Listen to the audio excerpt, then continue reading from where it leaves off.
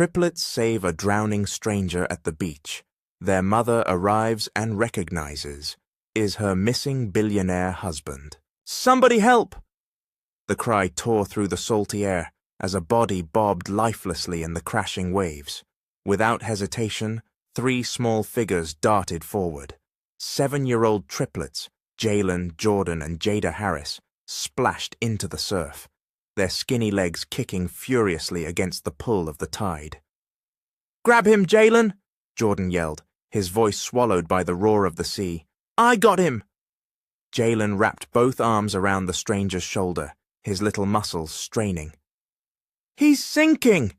Jada screamed, pushing from behind with all the strength her small frame could muster. The man's limp body rolled toward them, heavy and frightening. For a terrifying moment, it looked as if the waves would swallow all 4. From the shore, Monica Harris leapt to her feet.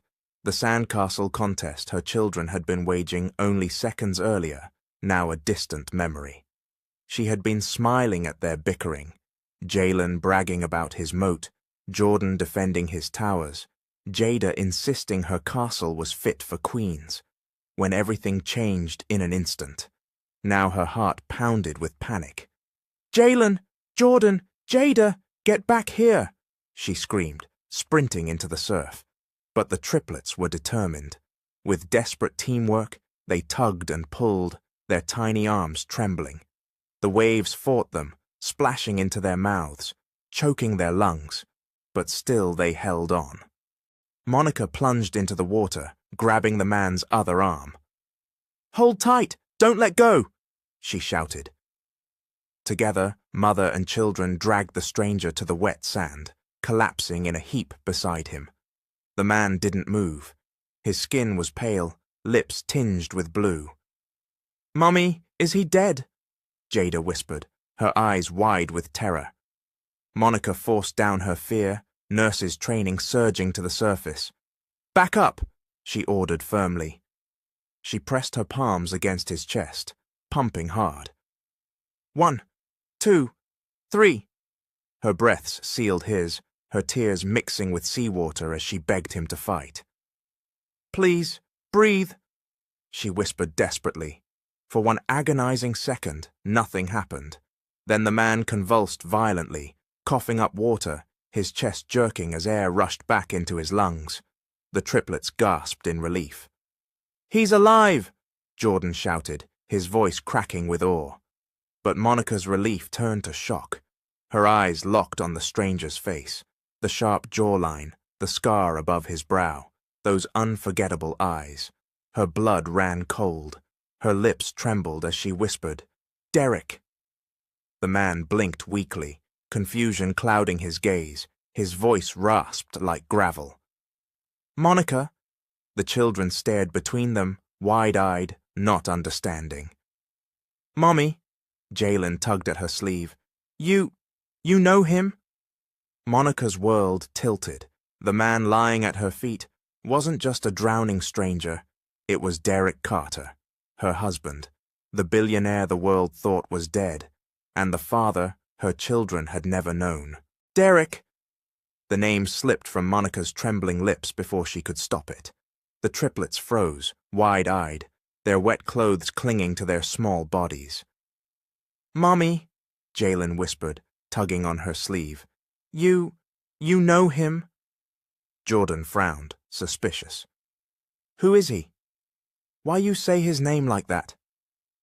Jada tilted her head, confused and scared. "Mommy, is he our daddy?" Monica's heart slammed against her chest. Her throat went dry, panic tightening like a rope around her neck. She couldn't answer. Not now. Not with her babies staring up at her, needing truth she wasn't ready to give. The man groaned, coughing violently, his chest jerking as more seawater spilled from his lungs. Slowly, his eyes fluttered open. He blinked against the sunlight, dazed and unfocused, but then his gaze landed on Monica. "Monica?" His voice was raw, gravelly, but laced with familiarity that made her knees buckle. She gasped, her world spinning. The sound of his voice, that deep timbre she thought she'd never hear again, dragged her back to memories she had buried. Wedding vows whispered in candlelight, promises under the stars, his laughter echoing through their old home. Number. She couldn't let those memories surface, not here, not in front of her children. "Stay still," she said quickly, her voice sharper than she intended. "Don't move. You need help." The triplets crowded closer, their faces full of innocent questions. "Mommy," Jada asked softly, "is he family?" Monica's heart shattered. She forced a brittle smile, swallowing her tears.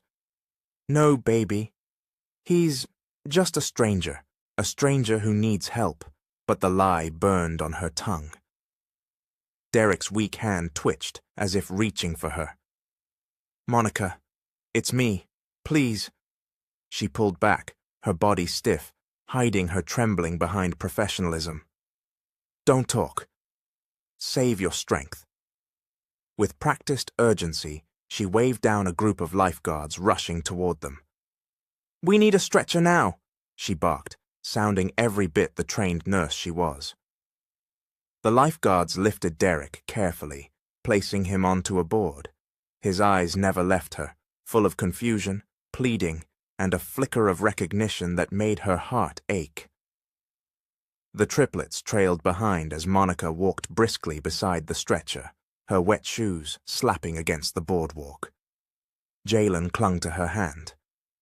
"Mommy, why was he calling your name?" Monica squeezed his little fingers, forcing a steady voice. "He's confused. Sometimes people say strange things when they're sick. Don't worry." But inside she was crumbling. The man her children had risked their lives to save wasn't just any drowning stranger. He was Derek Carter, the man she once loved, the man the world believed dead, and the man her children didn't even know existed. As the ambulance door slammed shut, Monica turned her face away from the kids so they wouldn't see the tears streaming down her cheeks.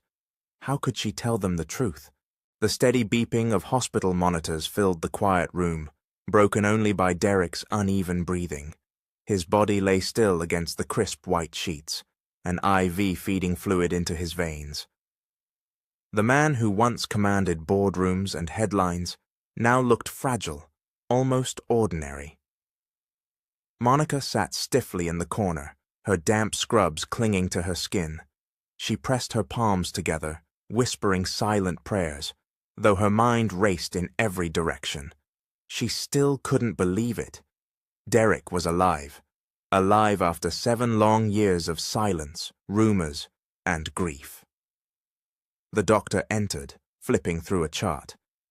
"He's malnourished, severely dehydrated, and likely suffering from exhaustion," he explained. "There are also signs of trauma. It could explain the memory lapses he's experiencing. He may not even remember everything that's happened to him." Monica's throat tightened. Memory lapses. A twisted part of her almost wished he didn't remember her, because if he did, how could she forgive him for leaving? And how could she explain to her children that the stranger they saved was the father they never knew?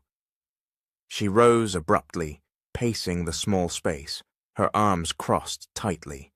The triplets sat in the hallway with coloring books Monica had grabbed from the nurse's station, but she could hear their voices rising with curiosity.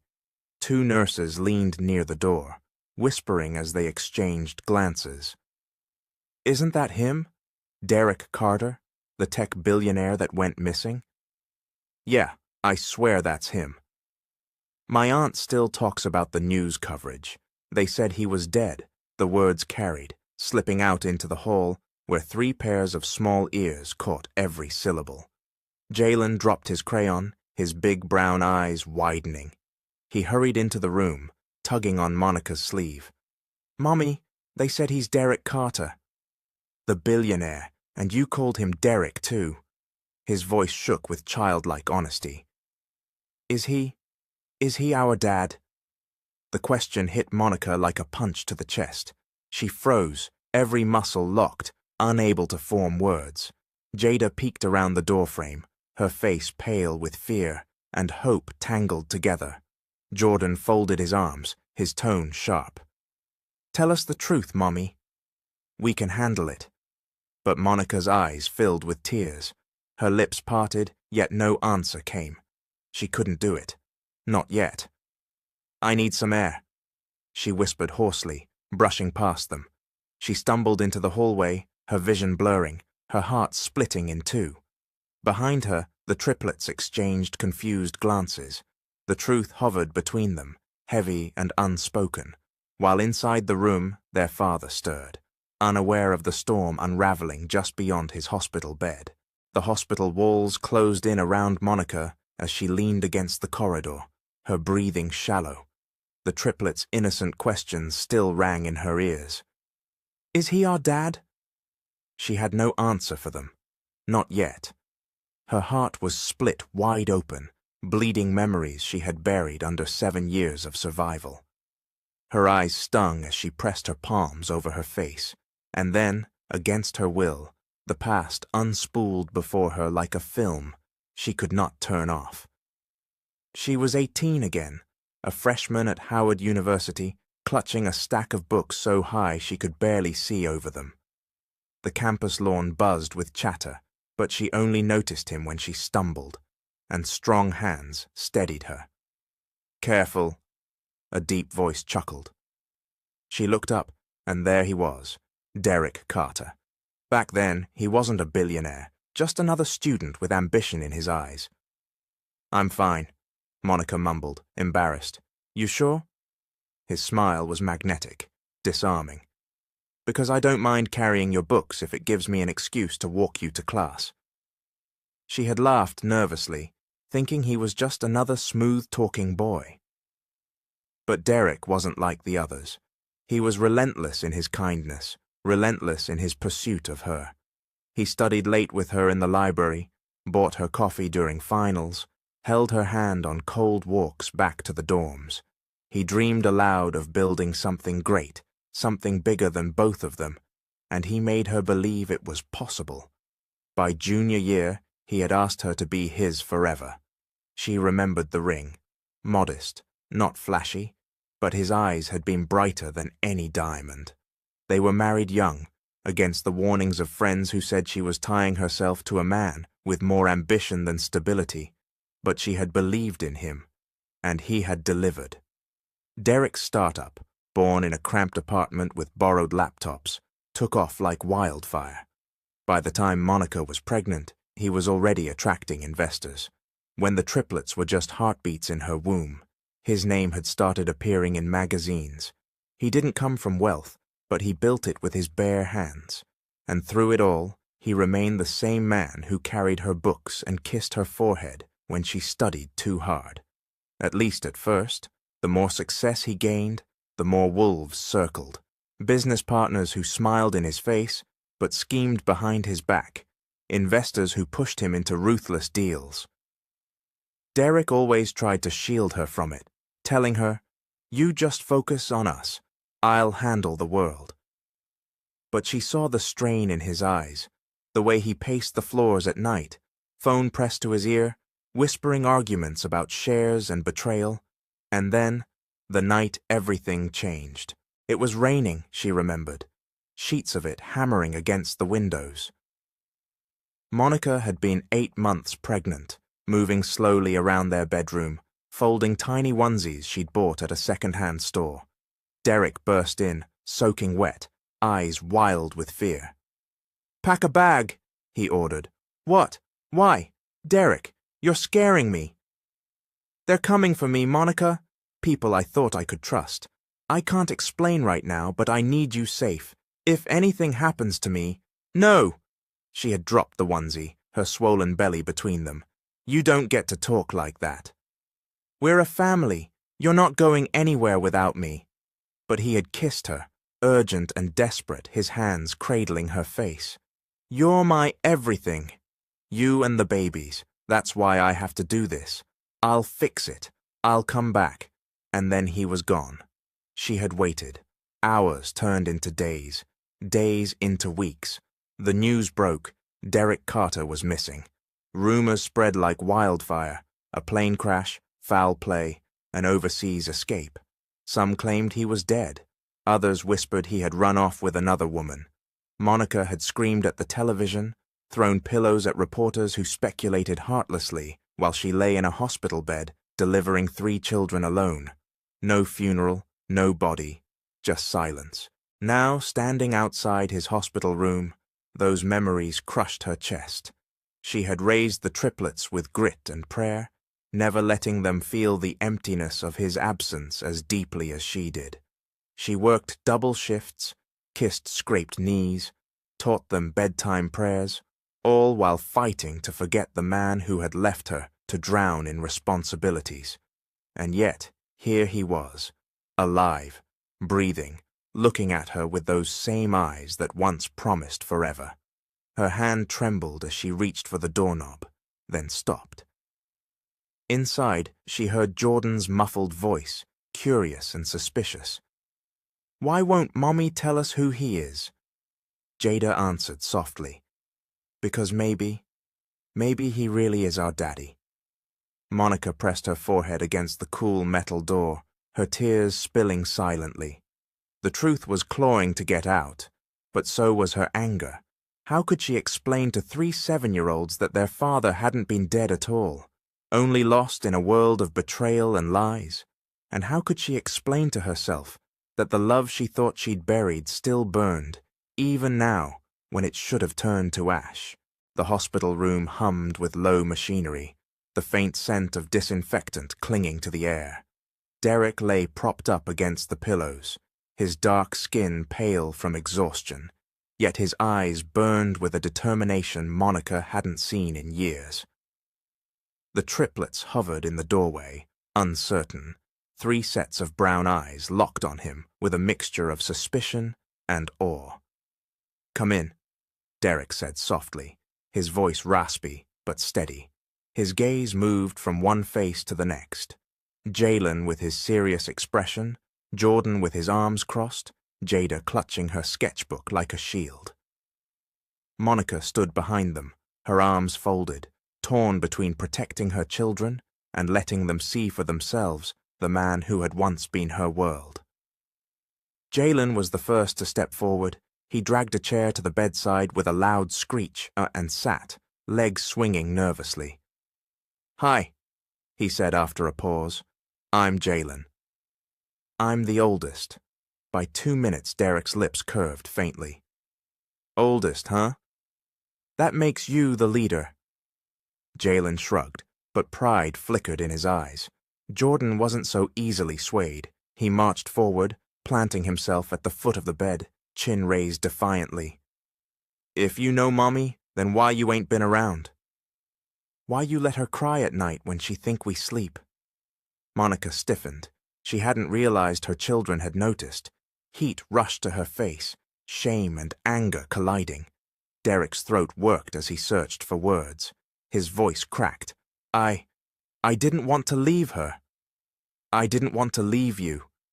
His gaze swept over all 3. "Something happened. People I trusted betrayed me. I thought if I stayed, you'd all be in danger. I thought disappearing was the only way to keep you safe." Jordan's eyes narrowed. "That sounds like a lie."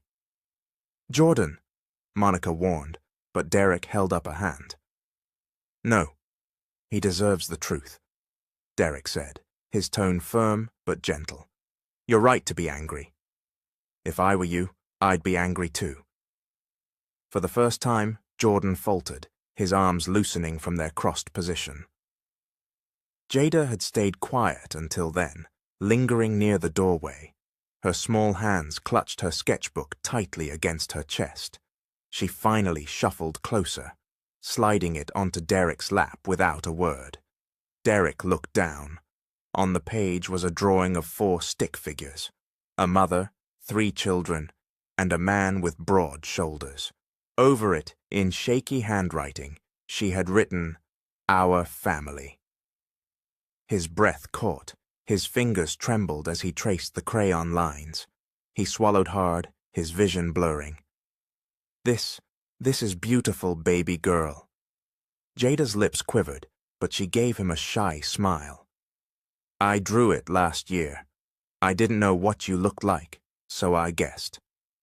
Derek pressed the paper against his chest, his voice breaking.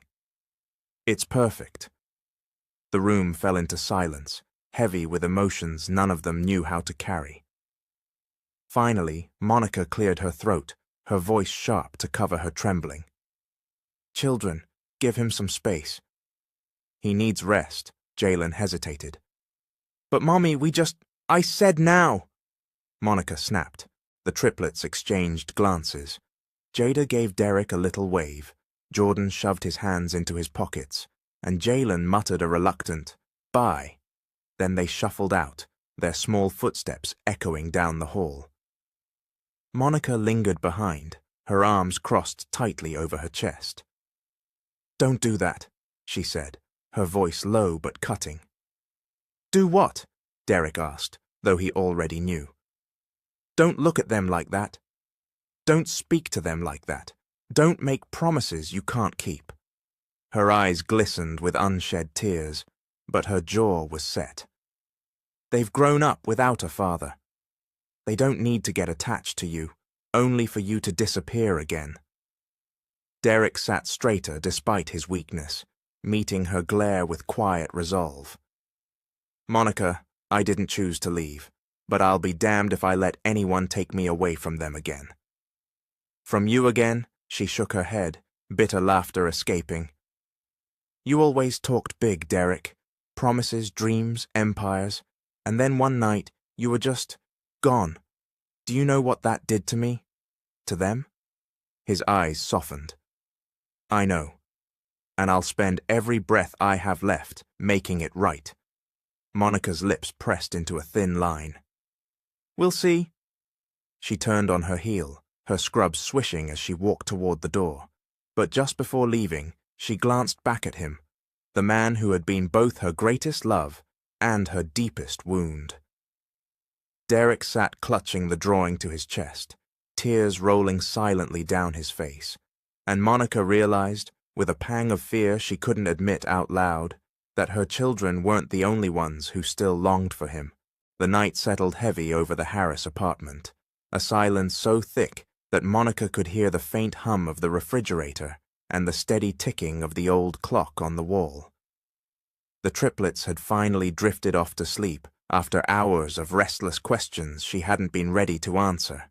She had kissed their foreheads, tucked their blankets under their chins, and whispered the same lie she had repeated all day. "He's just a stranger, a man who needed our help." But in the quiet now, with no children watching, Monica collapsed into the armchair in the living room, her body heavy with exhaustion. Her mind replayed every moment of the last 24 hours, the waves swallowing Derek, the triplets dragging him out, his face pale but unmistakable. 7 years of grief had shattered in one afternoon, replaced with confusion and anger so sharp it left her trembling. Her phone buzzed on the table beside her. Keisha. Monica hesitated, then answered.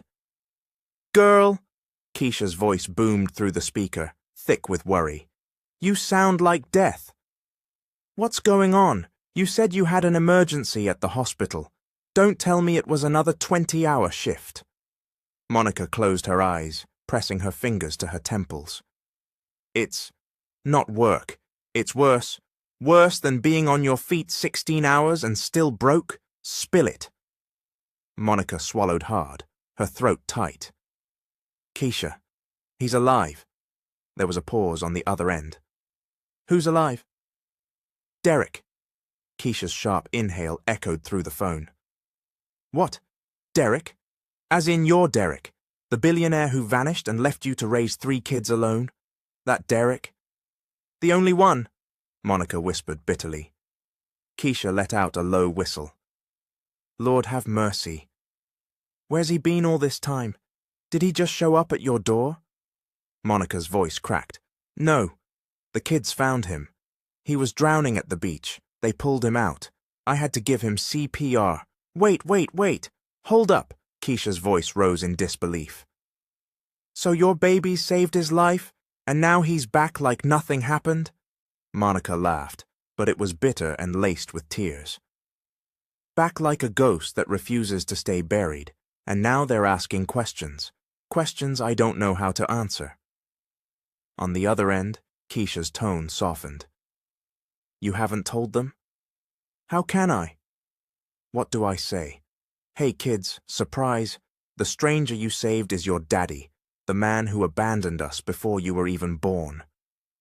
Monica's voice broke, her hands gripping the armrests until her knuckles turned white. You don't know he abandoned you, Mon, Keisha said gently. Maybe he really did get caught up in something bigger than himself. He left me 8 months pregnant, Monica snapped. I went through labor alone, raised 3 kids alone, worked double shifts while the world called me the poor widow of a billionaire. Do you know what that feels like, to be pitied and judged at the same time? Keisha sighed. I know. I've seen it. But baby, he's here now, alive, and you still love him. Monica's heart clenched. Don't say that. It's written all over your face, Keisha pressed. You've never stopped loving him, Mon. And I think you know it. The front bedroom door creaked. Monica froze. Soft footsteps padded into the hallway. She muted her phone and listened. The triplets. Whispers floated down the hall. Did you hear Mommy? Jalen's hushed voice. She said he's our daddy, Jada replied, clutching her stuffed bear. Jordan's tone was sharper, full of suspicion. Then why's she lying to us? Why she keeps saying he's a stranger? Monica's stomach dropped.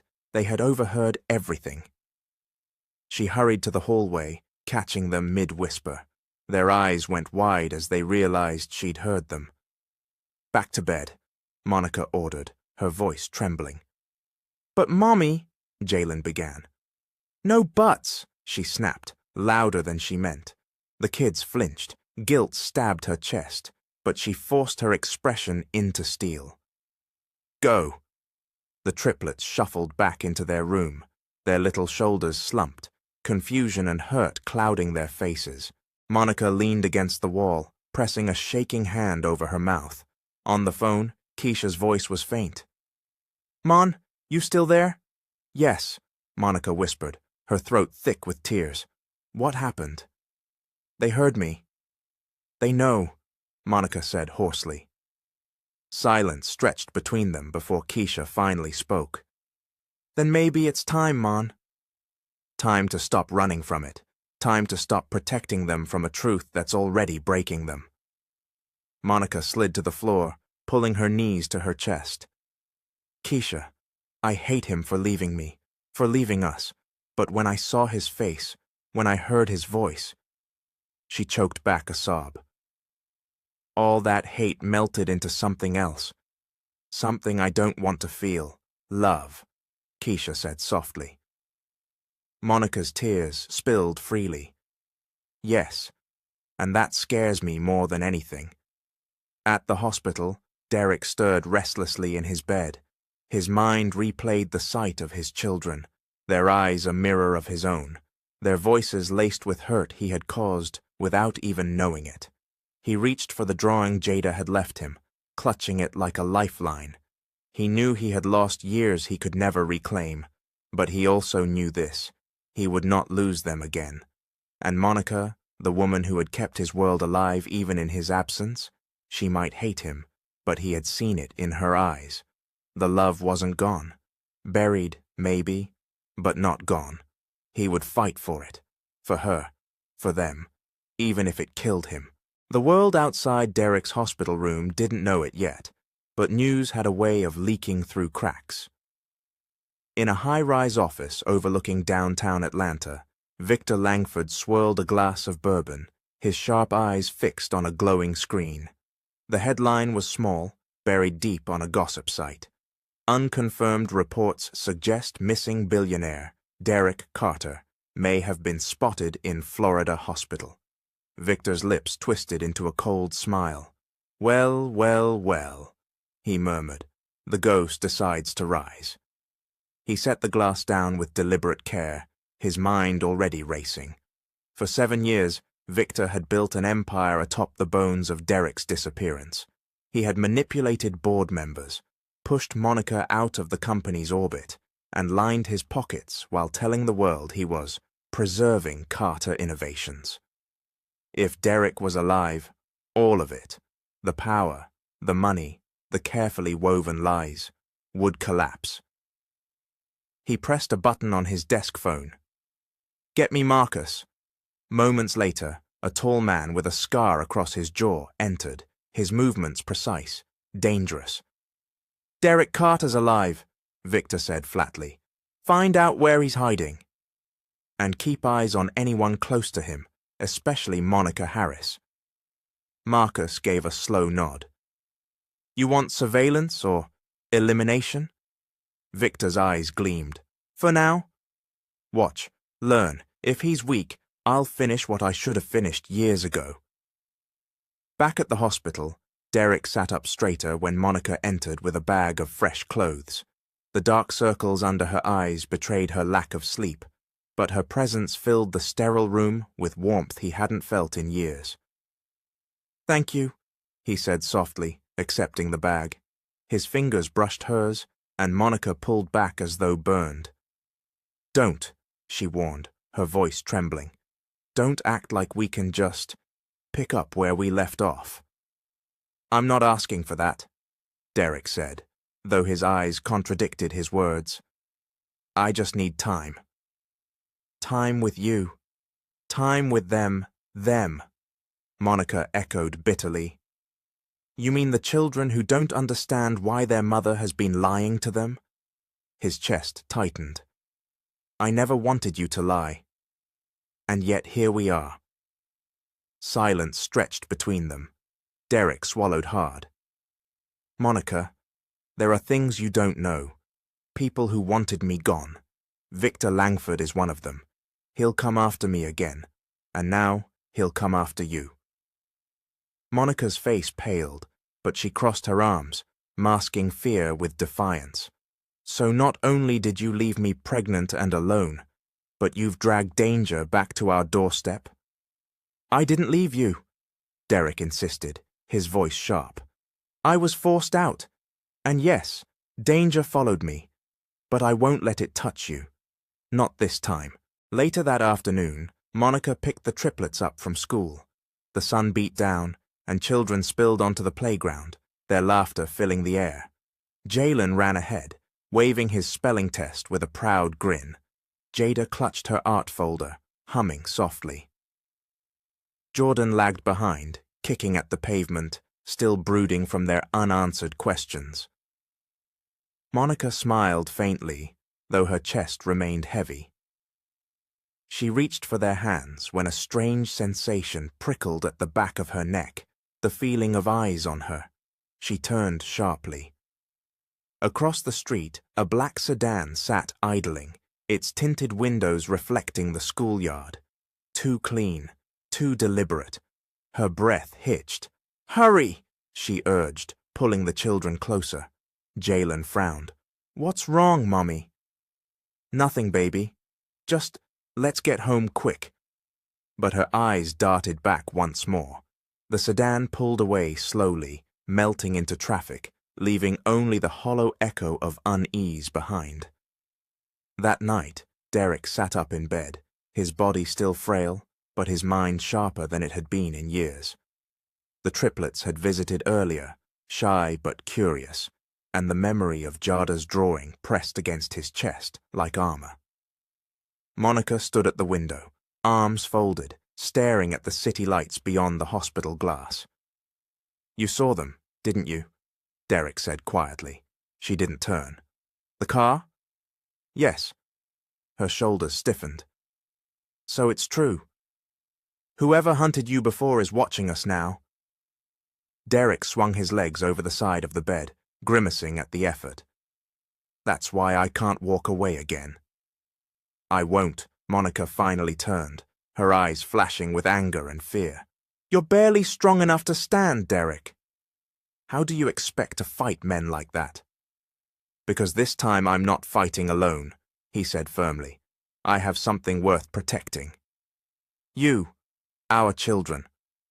Her lips parted, but no words came.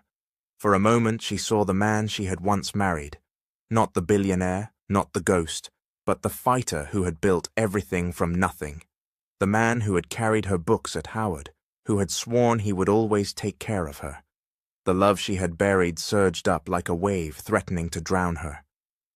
She turned back to the window, hiding her tears. "Don't promise what you can't keep," she whispered. "I'll keep this one," Derek said, his voice steady with conviction. And in the shadows of the parking lot below, Marcus watched from the driver's seat of the black sedan, a camera clicking softly in his hand. The cafeteria smelled of pizza and spilled milk, the kind of chaos only an elementary school could contain. Jalen, Jordan, and Jada sat together at their usual table, lunch trays in front of them. They picked at their food, trading bites like they always did. Jalen handing his fries to Jada, Jada slipping her cookie to Jordan. But the laughter around them didn't include them. A group of kids at the next table whispered and giggled, their eyes darting toward the triplets. "Hey!" one boy called out, his voice loud enough to carry. "Ain't y'all the kids with no daddy?" The words sliced through the noise. Jordan's jaw clenched. Jada dropped her spoon, her eyes filling instantly with tears. Jalen's hands balled into fists, his chest rising and falling. "Shut up," Jordan snapped, standing so quickly his chair scraped against the floor.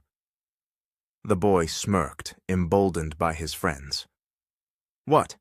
Everybody knows. Y'all don't even got a real family." "Just your broke mom," laughter erupted. The triplets burned with shame and rage. Jada whispered, trembling. "Stop it. Just stop." Jalen slammed his tray down. "You don't know what you're talking about." The cafeteria grew quieter, students sensing the tension. Jordan stepped forward, his small frame radiating defiance. "Our daddy's back." He was gone, but he's back now, and he's not just anybody. He's Derek Carter. The room gasped. Teachers turned.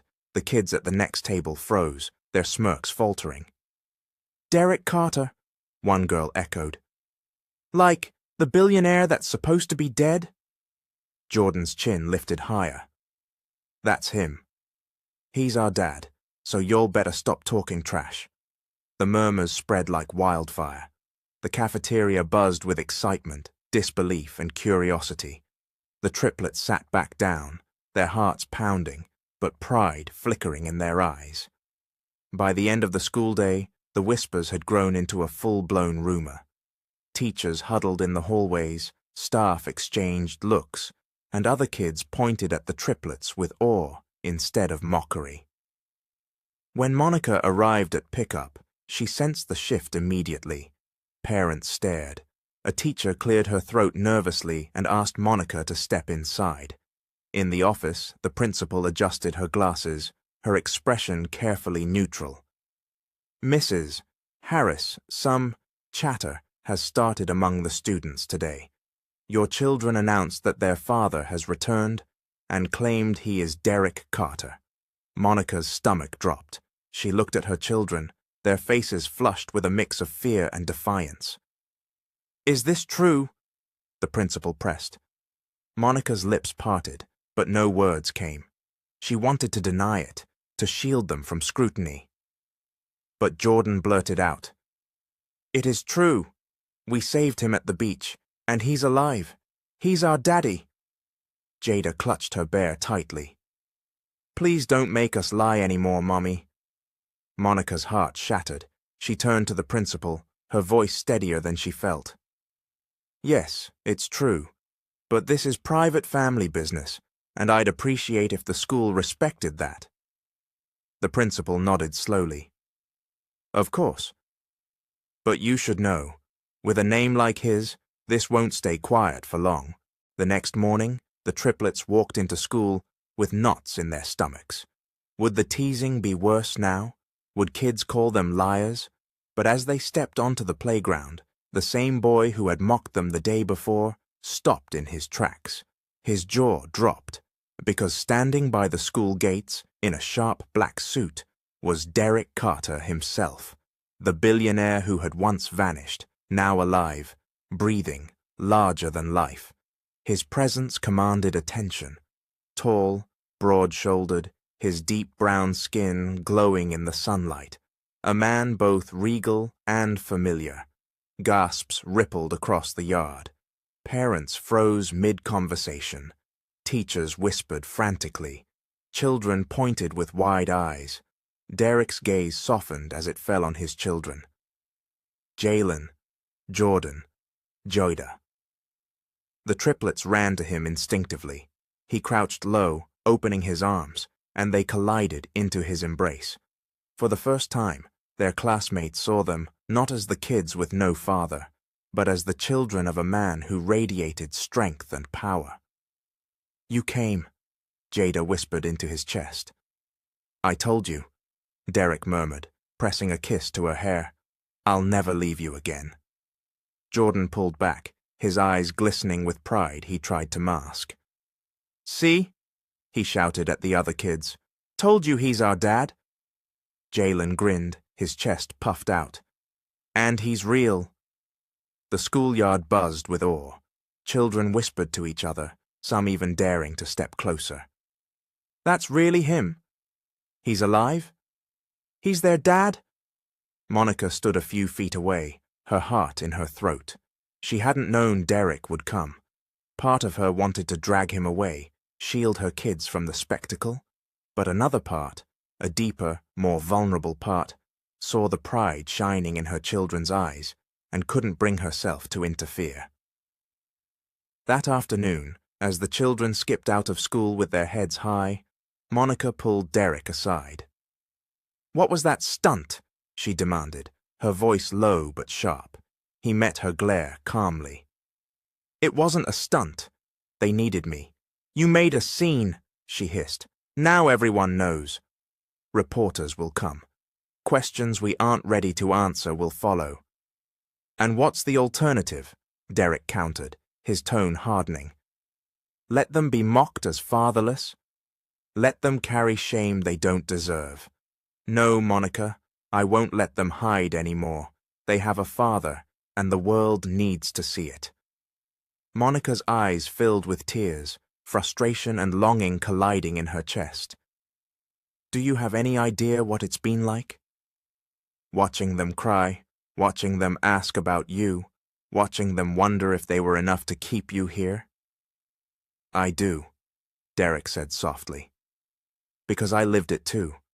I thought of them every day, and I thought of you." She shook her head, unwilling to let his words sway her.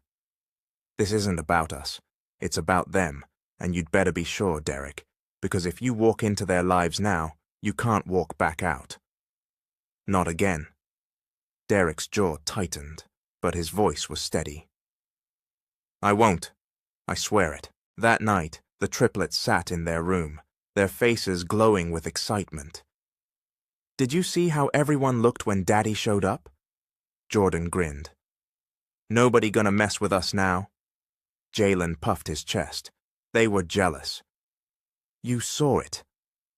Jada hugged her bear tightly, whispering softly, "He really came back."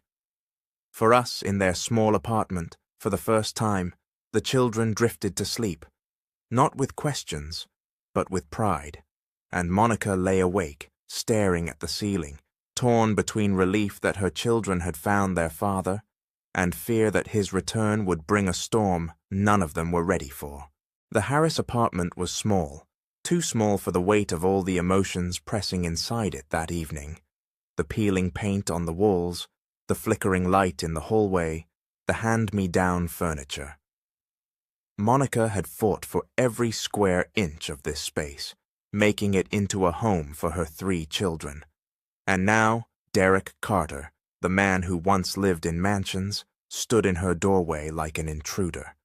The triplets tugged him inside before Monica could even protest. "Come see our room, Daddy," Jada squealed, her small hand wrapped around his. The word Daddy slipped from her lips with such natural joy that Monica's chest constricted. Derek froze for a second, as though the word hit him with equal force. Then His lips curved into the softest smile she'd seen on him since their college days. "Lead the way." The children pulled him down the narrow hallway to their shared bedroom. 3 beds lined the walls, each decorated with mismatched blankets and posters taped unevenly. Toys were scattered across the floor, and Jada's drawings covered nearly every surface. "This is my side," Jalen declared proudly, showing off a shelf where he had stacked books and toy cars. "I read faster than them," he added, shooting his siblings a smug grin. Jordan rolled his eyes. "Barely. My Lego tower was taller than yours last week, because you cheated," Jalen retorted. Derek laughed, the sound filling the cramped space like sunlight through a window. "Looks like I got some competitive little warriors on my hands." Jada shyly handed him another drawing, this one of the beach, with 3 small figures dragging a much larger one to shore. At the bottom, in colorful letters, she had written, "The day we saved Daddy." Derek's throat tightened. He knelt down so his eyes were level with hers. "You saved me in more ways than one," he whispered. "I don't deserve you 3, but I promise I'll spend the rest of my life proving I do." Monica lingered at the doorway, arms crossed, biting her lip to keep from crying. She hated how easily he slid into their lives, how naturally the children clung to him. She had worked so hard to build walls around their little family, and now he was breaking them down with nothing more than his presence. At dinner, the kitchen table wobbled beneath their plates of spaghetti and garlic bread. It wasn't much, but it was warm, filling, and familiar. Derek sat at the head of the table, though Monica hadn't asked him to. The triplets chattered non-stop, their voices overlapping, telling stories of school, games, and dreams. "I got an A on my spelling test," Jalen boasted, waving his paper. "But I'm going to be an artist," Jada declared, pushing her sketchbook across the table. "See, I drew Mommy and Daddy together." Monica's cheeks burned as Derek's eyes lingered on the drawing. He smiled faintly. "You've got talent, baby girl." Jordan stabbed his fork into his spaghetti. "I don't care about spelling or drawing. I just want to know why you left his bluntness suck the air out of the room." The twins froze, looking at Derek expectantly. Monica braced herself, ready to intervene. The twins froze, looking at Derek expectantly. Monica braced herself, ready to intervene. Derek set his fork down slowly. His gaze met Jordan's, unwavering. "I didn't want to leave. People I trusted betrayed me. They took everything I built, and they tried to take my life. Staying would have put you, your mother, and all of you in danger." Jordan's brows furrowed. "So you thought we'd be better without you?" Derek's voice cracked. "No, not better, but safer. And it was the biggest mistake of my life." Silence hung over the table.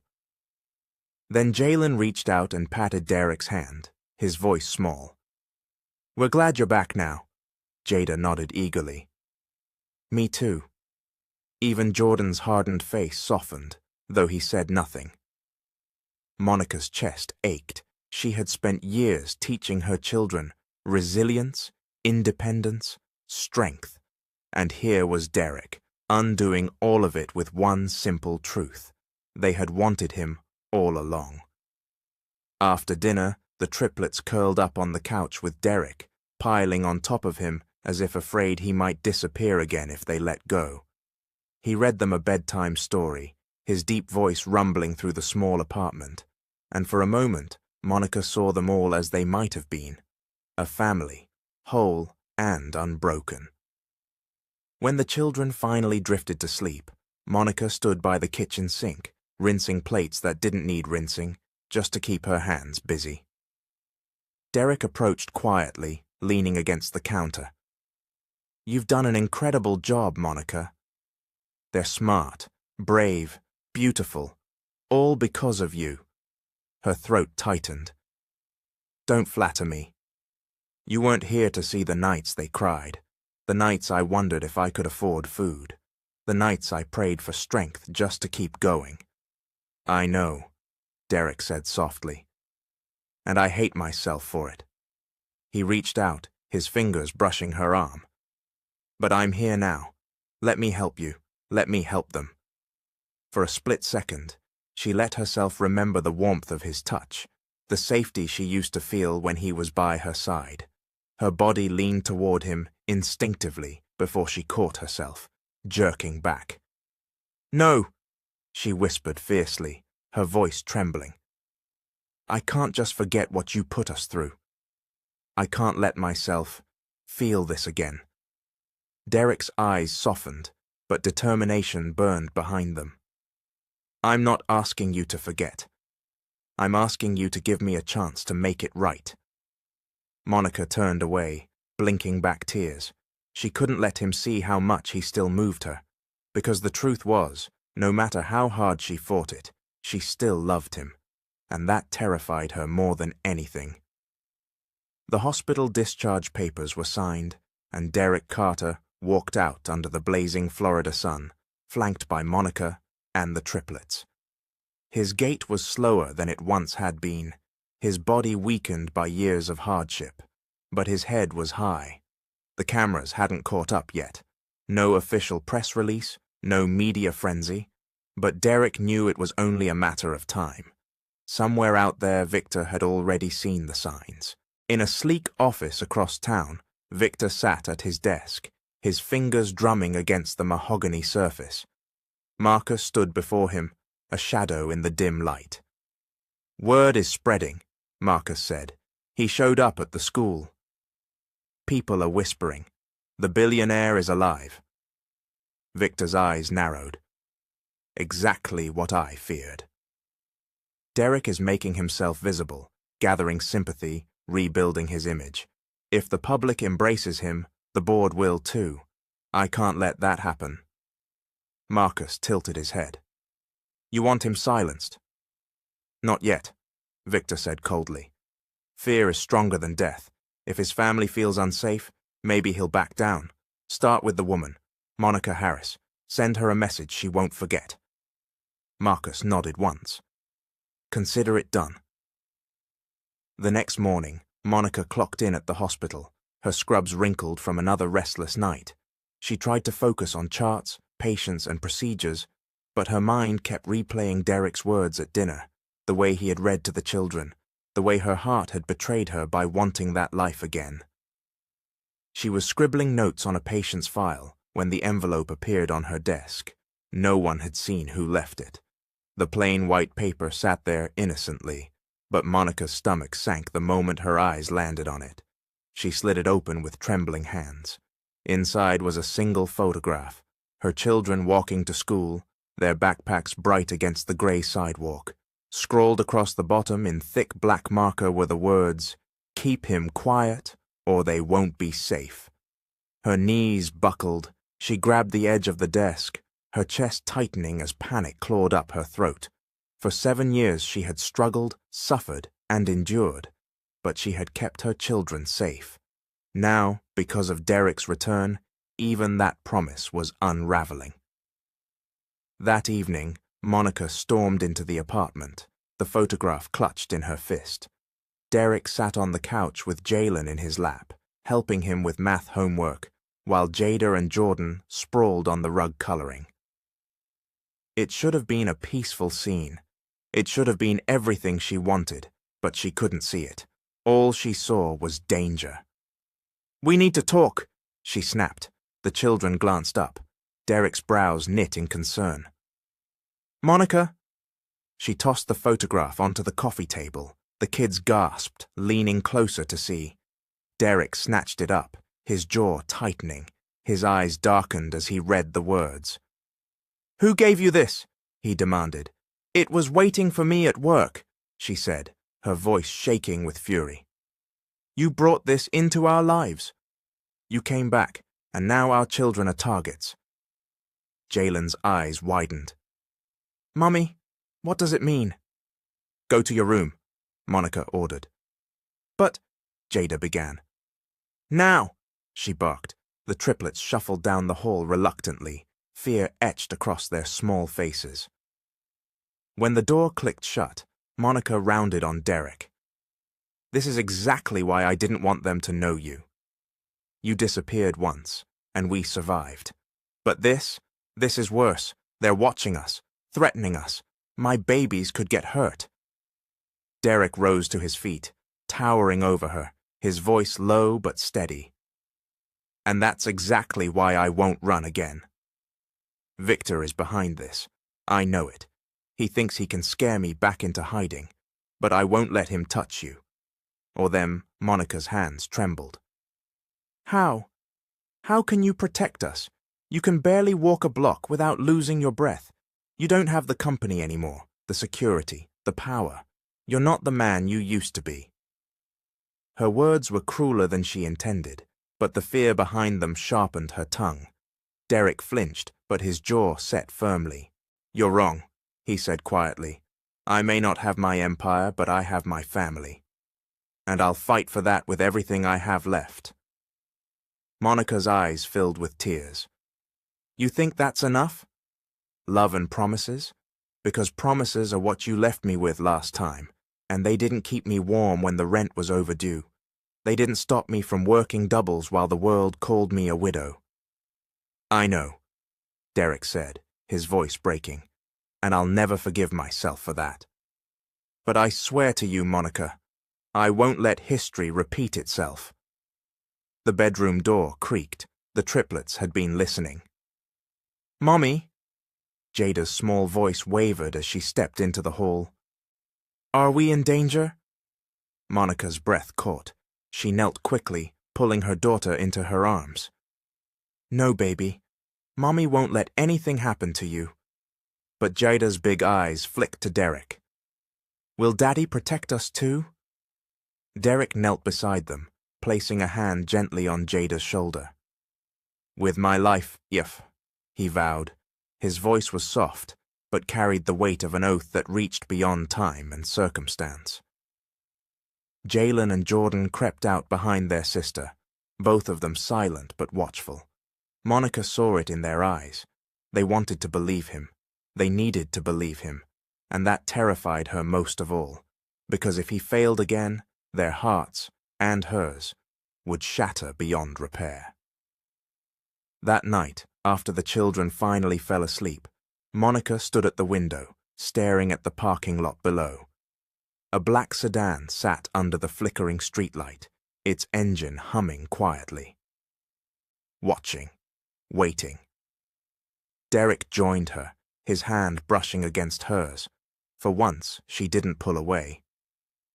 They stood in silence, two warriors battered by life, staring at the storm gathering on their horizon, and Monica realized with a shiver that whether she trusted him or not, their fates were bound together again. The black sedan disappeared just before dawn, leaving only the echo of its engine in the night, but the sense of being watched clung to Monica's skin like smoke she couldn't wash off. She had barely slept, pacing the narrow apartment while the triplets tossed and turned in their beds. Derek had sat silently by the window for hours, eyes trained on the street below, shoulders tense like a soldier on guard duty. Every so often, he scribbled something on a scrap of paper, muttering under his breath.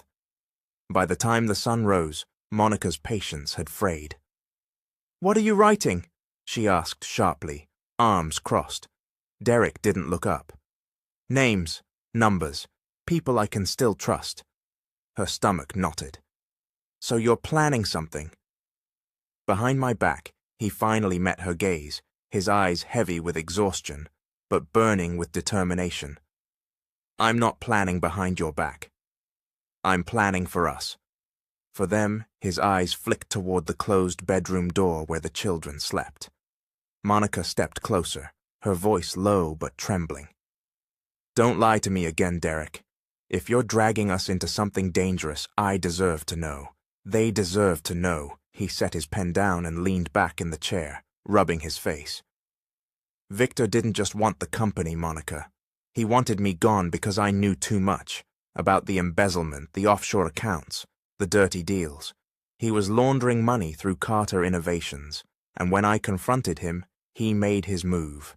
One night, I was lured to a meeting, and the next thing I knew, I was running for my life. I couldn't come back, not without proof, not without risking you and the babies. Monica's throat tightened. So you left me to bury you in my heart while you chased proof? I left to protect you. His voice cracked, desperation spilling out. If Victor had known where you were, you would have been his leverage. And now he knows about the kids. That changes everything. Monica pressed her palms against her eyes, trying to stop the tears. I don't know if I can forgive you for the years you stole. But I know this much. If anything happens to my children, Derek, I will never forgive you again. Later that day, the triplets bounced home from school, their chatter filling the apartment. They had begun to walk taller since Derek's reveal at the school gates, pride lighting their faces like small suns. Daddy, guess what? Jalen burst into the living room. We had to write about our families today, and I wrote, My dad is Derek Carter, and he's alive. My teacher looked shocked. Jada giggled, holding up another drawing. This time she had sketched the whole family together at dinner, smiling around a table far fancier than their own. One day we'll eat like this, right, Daddy? Jordan smirked. I told that boy Marcus, the one who teased us, that my dad could buy his whole house. He shut up real quick. Monica groaned, setting down her grocery bags. Jordan, we don't brag. Why not? Jordan shot back. We finally got something to brag about. Derek chuckled, pulling his son into a side hug. Your mum's right. Pride doesn't need shouting. Real strength speaks for itself. Monica caught the way the children beamed at him, and her chest ached with conflicting emotions. They deserved this joy. But at what cost? That night, after the triplets had gone to bed, Monica found Derek at the kitchen table again, poring over his notes. The lamplight cast shadows across his face, accentuating the lines hardship had carved into him. You can't fight this alone, she said quietly, leaning against the doorway. He didn't look up. I don't intend to. But I can't involve the police yet. Victor has half the city in his pocket. What I need are allies, people I trusted before everything fell apart. And you think they'll still stand by you after all this time? His lips pressed into a thin line. I don't know. But I have to try. Monica crossed the room, sitting across from him. For a long moment she studied him. The man she had loved, the man she had mourned, the man who had walked back into her life like a miracle and a curse all at once. You're not the same Derek I knew, she whispered. His eyes softened. Neither are you. You're stronger, fiercer. You've raised 3 incredible kids on your own. You've built a life from nothing, and I'm in awe of you, her breath caught.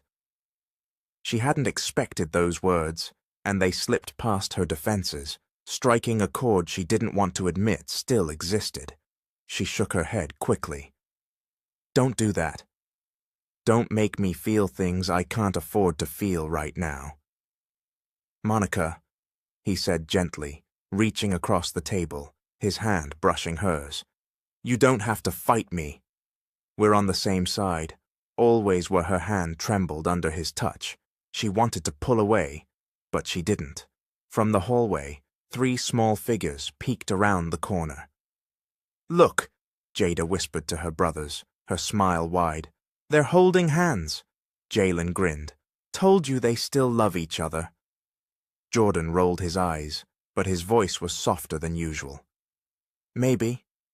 The children tiptoed back to their room, whispering excitedly, hope blooming in their little hearts.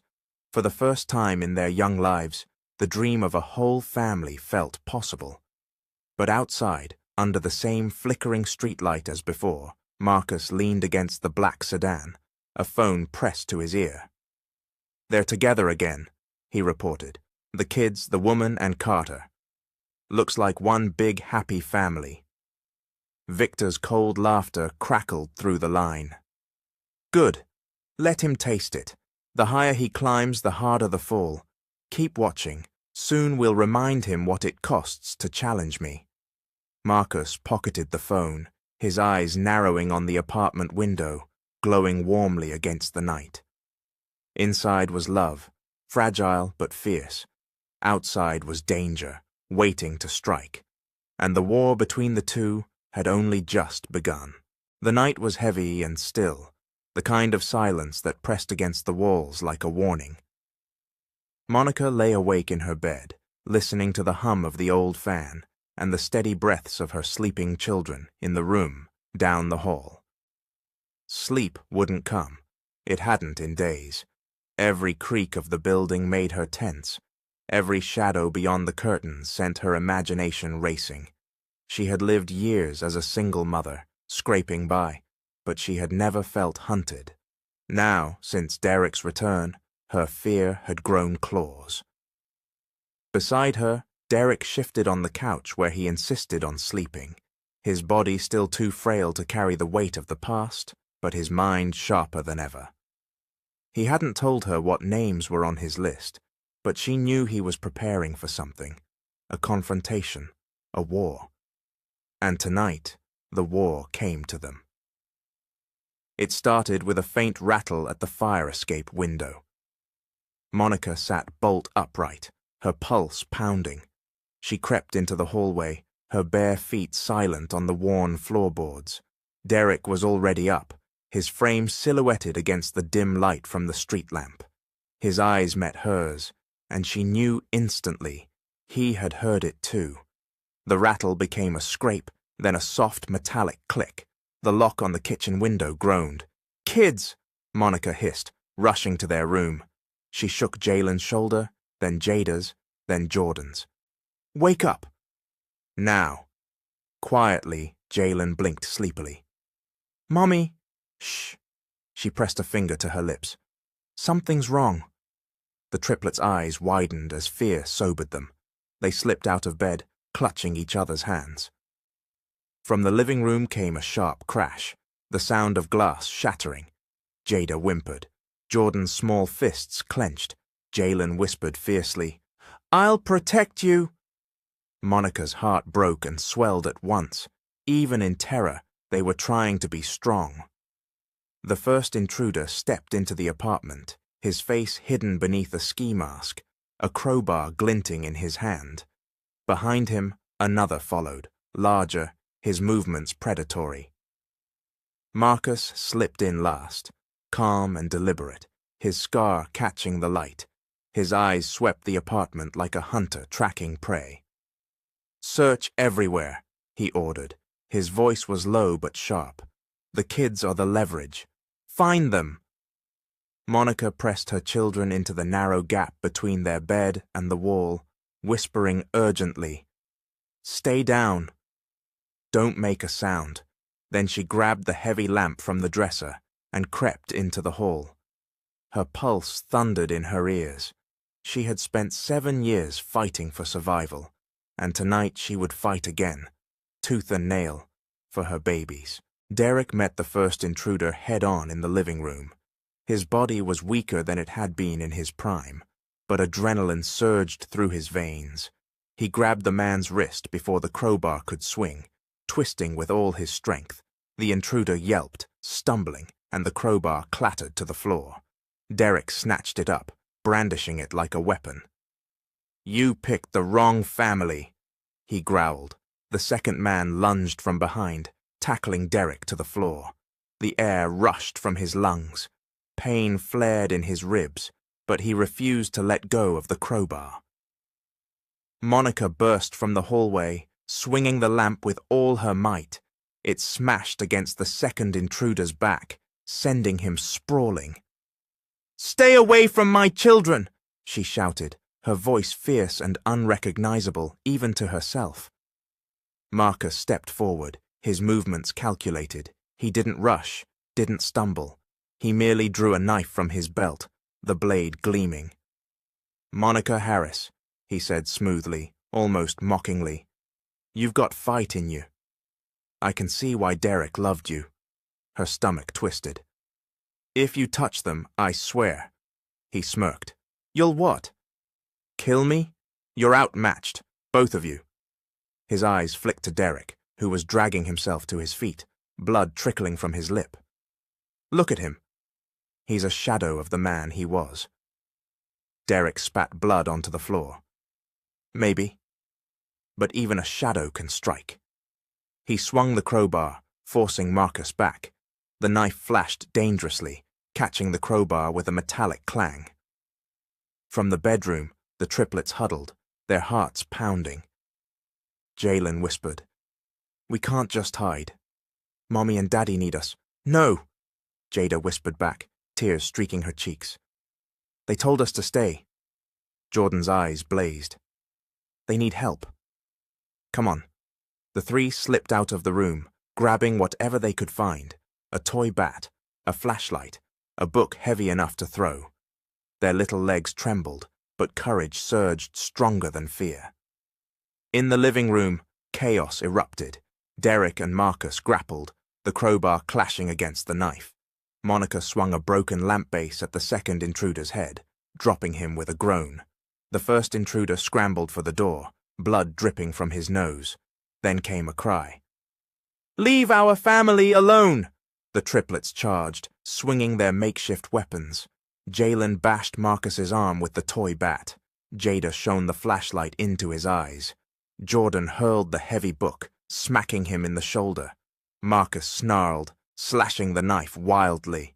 Monica screamed, diving forward to shield her children. But Derek was faster. He swung the crowbar with everything he had left, connecting with Marcus's hand. The knife clattered to the floor. Marcus staggered back, clutching his broken fingers, his eyes blazing with fury. This isn't over, he spat. He shoved the dazed second intruder toward the door. Retreat! They vanished into the night, leaving shattered glass, blood, and fear behind. For a moment, silence reigned. The only sound was the children's ragged breathing and Derek's heaving chest. Then Monica dropped to her knees, pulling the triplets into her arms. Are you hurt? Let me see you. We're fine, Mommy, Jada whispered, though her tiny body trembled. We helped. Monica kissed each of their foreheads, tears streaming down her face. You're brave. But never do that again. Promise me. The children nodded reluctantly, clinging to her tightly. Across the room, Derek slumped against the wall, blood dripping from a gash above his eye. Yet in his expression, there was no defeat, only grim determination. Monica looked at him, her chest tightening. For the first time, she saw not just the man who had left her, but the man who had returned, battered, broken, but willing to fight for them all. She rose, crossing the room.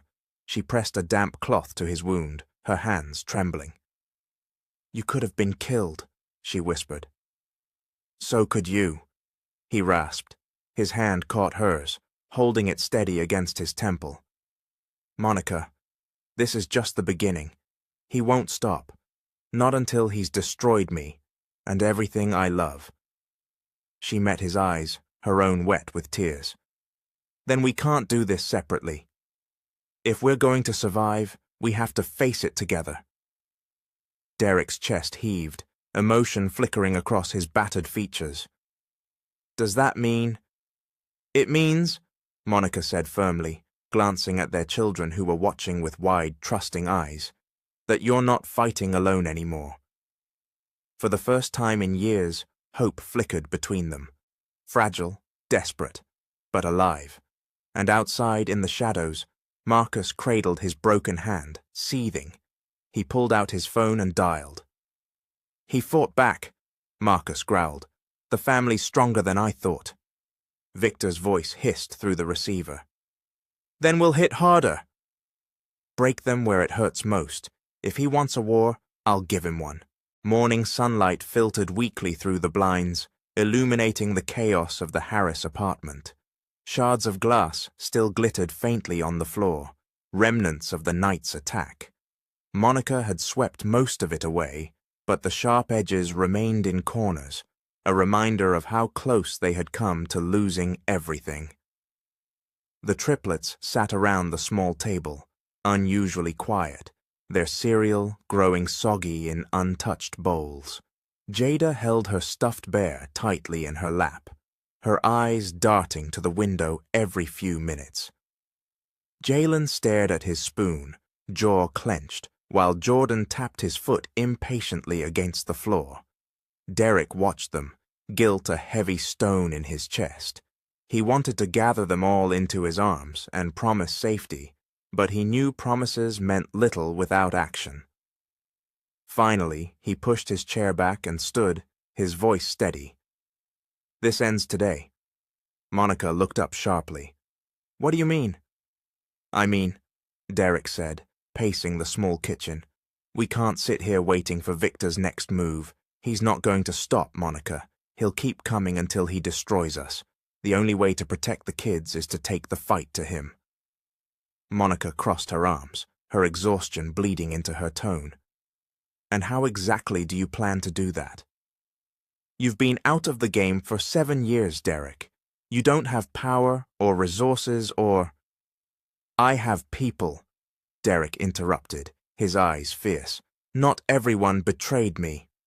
Some of them are still out there waiting for a chance to make things right." Monica's brow furrowed. "People you haven't seen in almost a decade. You really think they'll risk everything for you now?" Derek stepped closer, lowering his voice. "I don't have a choice. We don't have a choice. If I don't fight, we'll never be safe, and I won't lose you." "Not again." Monica swallowed hard, her chest tightening at the intensity in his eyes. Part of her wanted to scream at him, to demand he stop dragging them into danger. But another part, the part that still remembered the man who built his empire from nothing, whispered that maybe, just maybe, he could win. "Fine," she said finally, her voice laced with resignation. "But if we do this, I'm involved. You don't get to keep secrets from me anymore." Derek nodded solemnly. "Agreed." That afternoon, Monica found herself in a downtown cafe that smelled faintly of burnt coffee and fried food. Derek sat beside her, dressed in clothes that no longer screamed billionaire, but still carried an air of authority. Across the table sat Clarence C.J. Jackson, a former Carter Innovations board member. His once sleek suit was frayed at the edges, and bitterness hung heavy in his eyes. "You've got some nerve, Derek," C.J. muttered, stirring his coffee with unnecessary force. "The world thought you were dead." "Hell, I thought you were dead, and now you show up, expecting me to risk my neck." "I'm not asking for blind loyalty," Derek said evenly. "I'm asking for justice.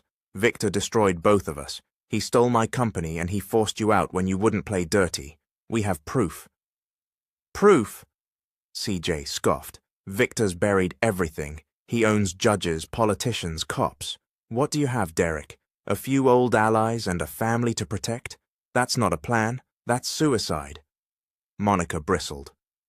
"So you'd rather sit here and do nothing? Let Victor keep destroying lives while you sulk over spilled coffee?" C.J. blinked, startled by her sharpness. He glanced at Derek, then back at Monica. "She's feisty." "She's right," Derek said firmly. "We can't beat Victor alone. But with you, with others who still believe in what Carter Innovations stood for, we stand a chance." For a long moment, C.J. studied them, his jaw working. Then he sighed, slumping back in his chair. "There's a man in New York, a whistleblower. He used to handle Victor's overseas accounts. If anyone has the paper trail you need, it's him. But if Victor finds out you're sniffing around, he'll try to kill me again," Derek finished. C.J. smirked grimly. "Exactly." While their parents were downtown, the triplets faced a battlefield of their own. At school, the story of Derek Carter's return had spread like wildfire. Some kids stared in awe, whispering about billionaires and bodyguards. Others sneered, unwilling to let go of their cruelty. Bet he's not even your real dad, one boy taunted Jordan in the hallway. Bet your mom just made that up. Jordan squared his shoulders, his fists itching. Say that again. The boy laughed. What's he gonna do? Buy me a mansion? He's old and broke. My dad says rich men don't drown in the ocean unless they're stupid. Before Jordan could swing, Jalen stepped in, his voice sharp. Don't talk about our dad. You don't know him. Jada clutched her drawing folder, her eyes flashing with tears. He's real. And he loves us. The confrontation drew a crowd. Teachers broke it up quickly, but the whispers lingered. By the end of the day, every parent, student, and teacher in the building knew that Derek Carter's children had claimed their father proudly, and among them was a man who didn't belong, a janitor no one recognized, who lingered near the doors with eyes too sharp for his mop. When Monica and Derek returned home that evening, the kids ran to greet them, their faces glowing with defiance and pride. We told them, Jordan announced. We told everyone you're our dad, and we don't care what they say. Monica froze. You... what? They can't make fun of us anymore, Jada added, because we're not ashamed. We have a daddy now. Derek's chest swelled with pride, but Monica's stomach twisted. She pulled him aside, her voice low and furious. Do you hear what they just said? They announced it to the whole school, to the whole neighborhood. Do you know what that means? It means they're proud, Derek said softly. It means they finally feel whole. It means Victor knows exactly where to hit us, Monica snapped. Even as she spoke, the phone rang. Monica snatched it up, her heart racing. A distorted voice crackled on the other end. Tell your children to keep quiet, Mrs. Harris. If they don't, next time we won't just break windows. The line went dead. Monica's hand trembled as she lowered the phone. The triplet stared, confused by her pale face. Derek's eyes darkened like a storm. That's it, he growled. No more hiding. No more waiting. It's time to take Victor down, once and for all. That night, after the children were asleep, Derek and Monica sat at the kitchen table, papers and notes spread out between them. We'll need to move quickly, Derek said, sketching out names, routes, connections. Victor has eyes everywhere. But if we can get to this whistleblower CJ mentioned, we'll have the leverage we need. Monica leaned forward, exhaustion written across her face. And what happens if we fail? What happens if the kids get caught in the crossfire? Derek reached across the table, taking her hand. Then we don't fail. We can't. I swear to you, Monica, I'll protect them with my life. Her eyes softened despite herself.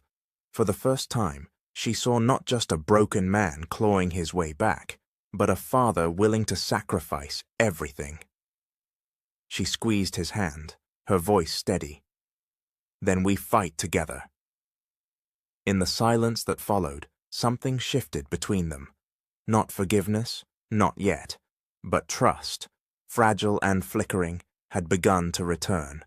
And outside, in a parked car, under the flickering streetlight, Marcus reported to Victor once more. They're moving. Planning something, Victor's voice was a hiss of venom. Let them. The higher they climb, the harder they'll fall. Next time we take the children. The courthouse steps were a circus. Cameras flashed like lightning, reporters shouted questions over one another, and microphones jutted forward like weapons. The Harris family tried to push through the chaos, but the crowd swelled on all sides. Mr. G. Carter, where have you been for 7 years? Is it true Victor Langford saved Carter Innovations after you abandoned it? Mrs. Harris, how does it feel to have your dead husband suddenly back in your life? Kids, do you know your father? The triplets clung tightly to Monica's hands, their wide eyes darting nervously. Jada pressed her face into her mother's side, while Jalen glared at the cameras with defiance. Jordan hissed under his breath. "They're like vultures." Derek moved ahead, shielding them as best he could. His body wasn't as strong as it once had been, but his presence still commanded attention.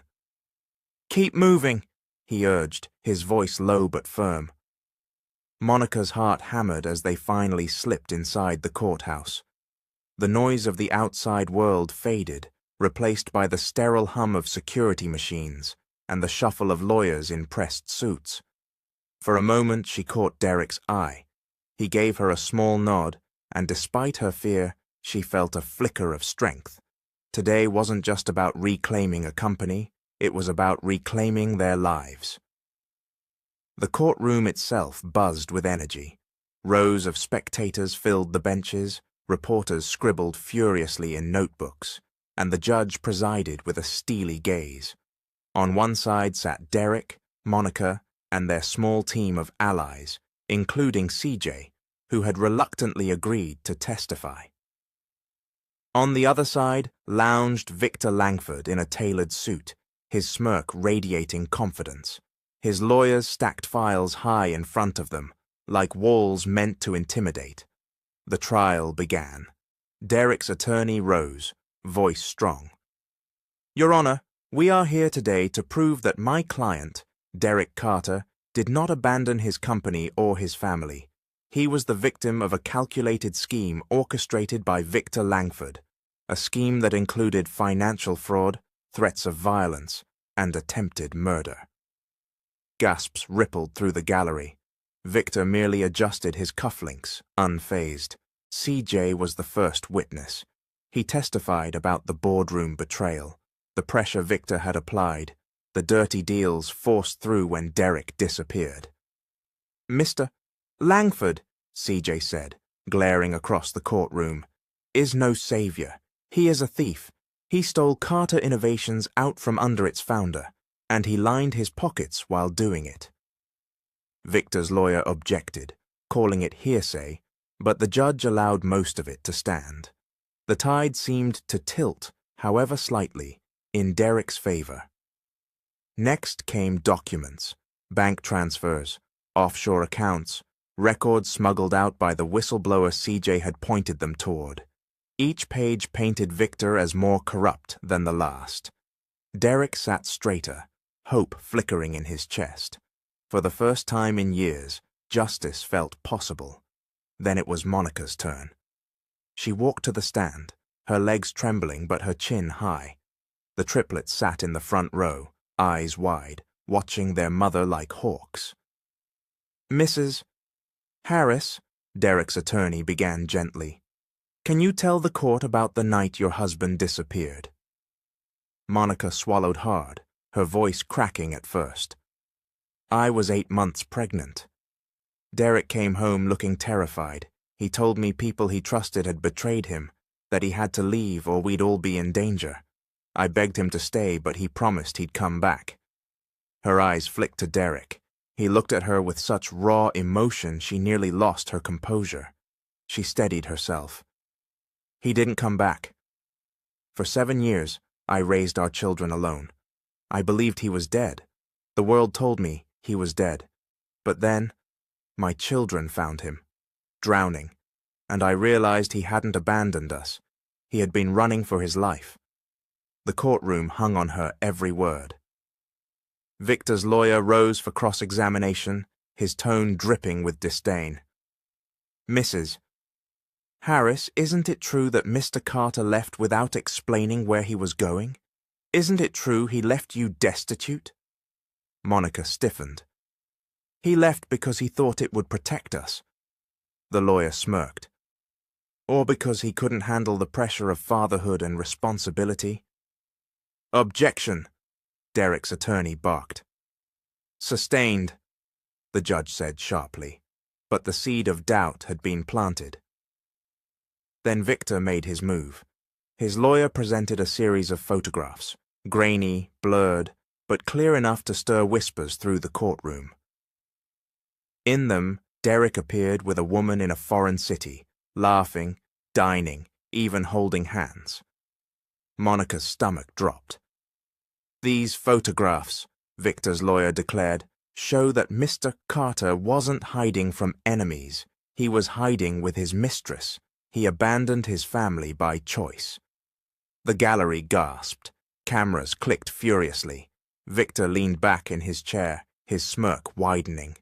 Derek shot to his feet. "That's a lie. Those photos are doctored. I don't even know that woman." But Monica's hands trembled. For a moment the air left her lungs. Memories of lonely nights, of doubting herself, of wondering if Derek had found someone else. All of it came rushing back. The triplets looked at her, confused and scared. "Mommy?" Jada whispered, but Monica couldn't answer. Her faith in Derek wavered, just when he needed her most. The judge banged the gavel for order, but the damage was done. Victor had planted poison in the narrative, and the courtroom buzzed with uncertainty. Derek turned to Monica as court adjourned for the day, desperation etched across his face. "Monica, you have to believe me. I never betrayed you. I never stopped loving you." Monica blinked back tears, torn between the man she remembered and the storm of doubt now raging inside her. She wanted to believe him. God, she wanted to. But the world had taught her that hope was dangerous, and as Victor strutted out of the courtroom, his laughter echoing faintly, Monica realized the battle wasn't just for the company, it was for the truth itself. That night in their small apartment, the family sat in silence. The children whispered questions Monica couldn't answer. Derek sat at the table, fists clenched, trying to find words that would undo the lies. Finally, Monica spoke, her voice hollow. "If we're going to win this, Derek, you'd better have proof. Not just words, proof that he's lying." Derek met her gaze, his eyes blazing with determination. "Then I'll get it. Whatever it takes." And outside, as always, the black sedan waited under the flickering streetlight. The weight of Victor's lies lingered long after the gavel struck adjournment. Monica had gone home with the children, her heart heavy with doubt, while Derek stayed behind with CJ and his lawyer, poring over evidence until his eyes burned. The photographs haunted him. Forged or not, they had shaken Monica. He could still see the look in her eyes, the old pain resurfacing, the fragile trust crumbling. He had sworn to himself that he would never let her hurt like that again. And now, unless he found undeniable proof, Victor's poison would win. The next morning, Derek sat at CJ's cramped apartment, papers strewn across the table. These photos, Victor timed them perfectly. He knew Monica would break if he could make her question me. CJ rubbed his temples. "Yeah, but doctored photos can be disproved. Problem is, you need someone who can trace them back to him." Derek's mind raced. Then he remembered. Evelyn Cho. She used to work in cybersecurity for Carter Innovations. If anyone can prove tampering, it's her. CJ raised a brow. She left the company when Victor took over. You think she'll help? She left because of him. If she hates him even half as much as I do, she'll help. Evelyn's small office smelled of coffee and metal, servers humming softly around her. She was older than Derek remembered, with streaks of grey in her hair and sharp, knowing eyes. "You've got nerve showing up here," she said, arms crossed. "Everyone thought you were dead." "Not dead," Derek replied, "just silenced, and I need your help to prove it." He slid the photographs across her desk. Evelyn studied them, her lips tightening. "Victor's handiwork. Amateur hour, really. He's sloppy because he thinks no one will question him." Her fingers flew across the keyboard, pulling metadata from the files, tracing IP addresses, cross-referencing timestamps. Within an hour, she looked up, her eyes gleaming. These images were manipulated. And guess where the editing was done? A server tied directly to one of Victor's shell companies. "It's all here." Relief surged through Derek, nearly buckling his knees. Can you testify? Evelyn smiled grimly. Gladly. Back at the apartment, Monica folded laundry mechanically, her mind far from the simple task. The triplets played quietly in the living room, sensing her mood. "Mommy," Jada said softly, "do you think Daddy lied?" The question pierced Monica's chest. She dropped the shirt in her hands, kneeling to face her daughter. "I don't know, baby. I want to believe him. I want to believe he's telling the truth. But believing hurts sometimes," Jordan scowled. "He's not lying. I know it. Victor's the liar." Jalen nodded. "Daddy fights for us. Why would he do that if he didn't love us?" Monica's eyes filled with tears. She wanted to explain adult betrayals, adult fears, the scars that ran too deep for children to see. But all she could do was pull them close. "Whatever happens," she whispered, "we stick together." Always, the courthouse overflowed with people. The trial had become the story of the year, the return of Derek Carter. Outside, cameras lined the steps. Inside, every seat was filled. Monica sat with the triplets in the front row, her heart hammering. She wanted to believe Derek would clear his name, but the photographs still clawed at her mind. Then Evelyn took the stand. She spoke clearly, confidently, walking the jury through metadata, timestamps, and server logs. She explained how Victor's team had doctored the photos, planting them to frame Derek. "Ladies and gentlemen," she concluded, holding up a printed log, "this isn't speculation. This is fact. The photographs were falsified, and the digital trail leads directly back to Victor Langford." Gasps rippled through the courtroom.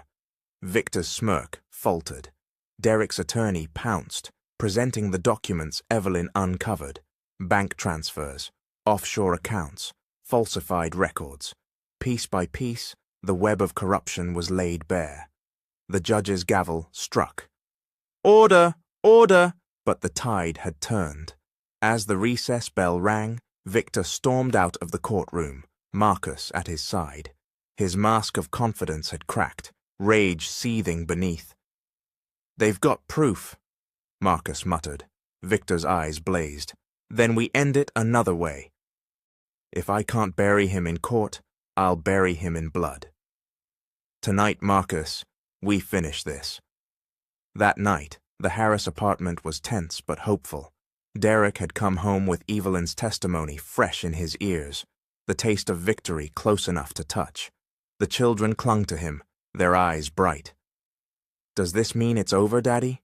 Jada asked. "Almost," Derek said, kissing her forehead. "One more day, and Victor will have nothing left." But Victor had no intention of waiting for tomorrow. The first sound was the crack of the lock breaking. Then the door flew open, Marcus and two masked men storming in with guns drawn. "Down!" Marcus barked. The triplets screamed. Monica pulled them close, shielding them with her body. Derek stepped forward, fury blazing. "Victor's desperate," Marcus sneered. "He knows he's losing." "So he sent us to send a message." Derek's eyes narrowed. "Then deliver this message back to him. I'm not running anymore." The first sound was the crack of the lock breaking. Then the door flew open, Marcus and two masked men storming in with guns drawn. "Down!" Marcus barked. The triplets screamed. Monica pulled them close, shielding them with her body. Derek stepped forward, fury blazing. "Victor's desperate," Marcus sneered. "He knows he's losing." "So he sent us to send a message." Derek's eyes narrowed. "Then deliver this message back to him. I'm not running anymore." Chaos erupted. Derek lunged at Marcus, grappling for the gun. The children scrambled under the table as Monica grabbed the nearest object, a cast-iron skillet, and swung it at the second intruder, knocking him back. Jordan shouted, "Get him, Daddy!" While Jalen hurled a toy truck at one of the masked men. Jada clutched her bear, tears streaming, but she shouted too, "We're not scared of you!" The fight was brutal. Derek, weakened but fueled by love, wrestled Marcus to the ground, fists flying. Blood smeared across his knuckles, but he didn't stop. Monica smashed the skillet again, disarming the second man. Finally, sirens wailed outside. Neighbors had called the police. The intruders fled, dragging Marcus out with them. The family collapsed in each other's arms, shaken but alive. The next day in court, Victor walked in pale and tense, the bravado gone. News of the failed attack had already leaked. The police had evidence linking Marcus to Victor. Derek's lawyer presented it with precision. Photographs of Marcus's car outside their apartment, eyewitness statements, even fingerprints. The jury deliberated only 2 hours. When they returned, the foreman spoke clearly. "We find in favor of the plaintiff, Derek Carter." The courtroom erupted. Victor shouted, "This isn't over! You'll regret this!" as bailiffs restrained him. Marcus's broken hand trembled in cuffs. Derek stood tall, tears in his eyes, as the judge restored Carter Innovations to him. But the true victory was the look on Monica's face. Relief, trust, and something else. The first glimmer of forgiveness. By noon, the congratulatory texts had slowed, and a man in a grey suit was knocking like he owned the door. He didn't smile when Monica opened it. He simply handed over a stack of papers, thick as a phone book. "Emergency injunction," he said, "per the keyman clause in Carter Innovations legacy financing, effective immediately. Asset freeze, operational pause, board oversight transfer, pending review." Derek skimmed, color draining from his face. "This clause only triggers if company leadership causes violent disruption." The courier tapped the page. "Home invasions. Risk to continuity. Sign here to acknowledge service." He left before anger could find words. Payroll, lab vendors, the very lights in Derek's new office, stopped cold by ink. Monica set the packet down like it might explode. "We just won. How do they still have their hands on your throat?" The answer arrived 15 minutes later in a polite knock from Child Protective Services. The caseworker, a woman with careful eyes and a sunflower lanyard, stood in the doorway with a clipboard and a soft voice. "We received an anonymous tip about safety concerns. I'm required to check on the children." Monica's spine straightened. "Come in." The apartment was bright, freshly swept, the triplets' art taped along the hallway, sunbursts, beach waves, a family of 5 holding hands. Jalen produced report cards without being asked. Jada showed the caseworker her chore chart, dotted with gold stars. Jordan explained their safety drill in case strangers came. Back to the bench, eyes up, hands together. The caseworker nodded, writing quickly. "They're clearly loved." "My concern," she said gently, eyes sliding to Derek, "is the outside threat." "I'll note that at the door," she added, lower. "Anonymous tips aren't always about the children. Sometimes they're about leverage." The phone rang while Monica was still processing that word. A voice she didn't recognize filled the speaker. Warm, paternal, wrong. Derek. "Randall Pierce," it said, like a teacher greeting a favorite student. "I'm sorry your celebration was cut short. These old clauses are so inconvenient. Sign a temporary stewardship. I'll lift the freeze, stabilize operations, and keep those little ones safe from the spotlight." Derek's jaw worked. "You hid this clause, then staged the conditions to trip it." "A founder's passion makes him careless," Pierce said pleasantly. "Be a father. Let someone steadier steer." The line went dead. Silence hummed. "That wasn't Victor," Monica said. "That was the man Victor answered to." "Pierce funded our earliest round," Derek said, voice flat. "He could hide a kill switch in the paperwork and sleep like a baby." At county lockup, Marcus had the shakes when CJ visited. His fingers, still splintered, tapped the table. Pierce paid for the fake janitor at the school, he rasped. Pierce ordered the photos. Victor was loud. Pierce is quiet, he swallowed. I'll talk, for protection. Back at Evelyn Cho's cramped office, servers thrummed like summer cicadas. She mapped Derek's network on the wall with string and markers, then stopped cold at a line of code buried in an old repo. There, she said, a server-side deadman script. If control changes hands or your account goes dark, core patents auto-license to shell companies. See the callback domain? It pings a private VPN that geolocates to a co-working loft Pierce rents under a dummy.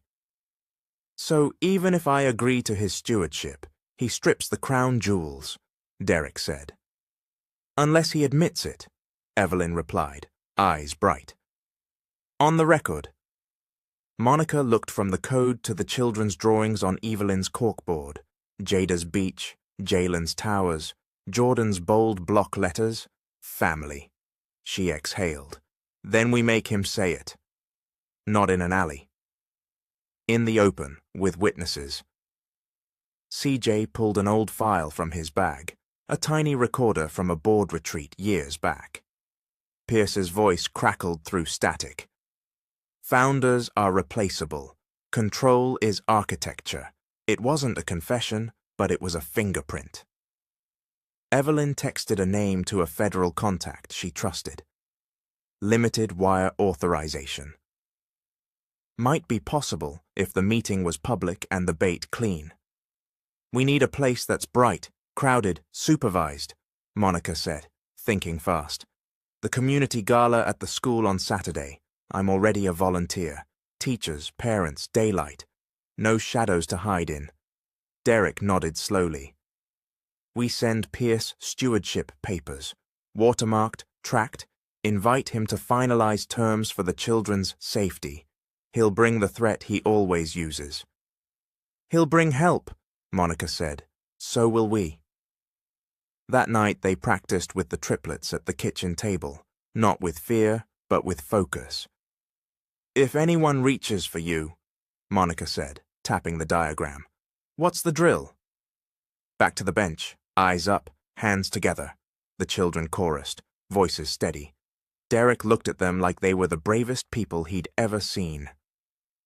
On Saturday, he told Monica quietly, we end it.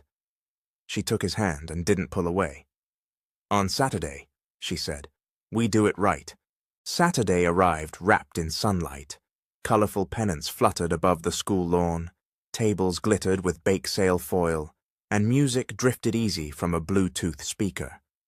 Monica moved through the bustle in a bright volunteer tee, clipboard in one hand, the other never far from the triplets.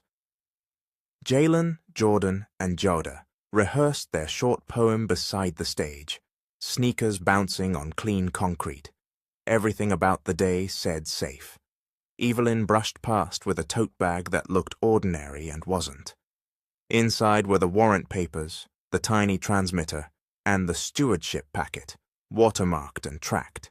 She touched Derek's sleeve, subtle. Mike's live. If he brags, it's ours.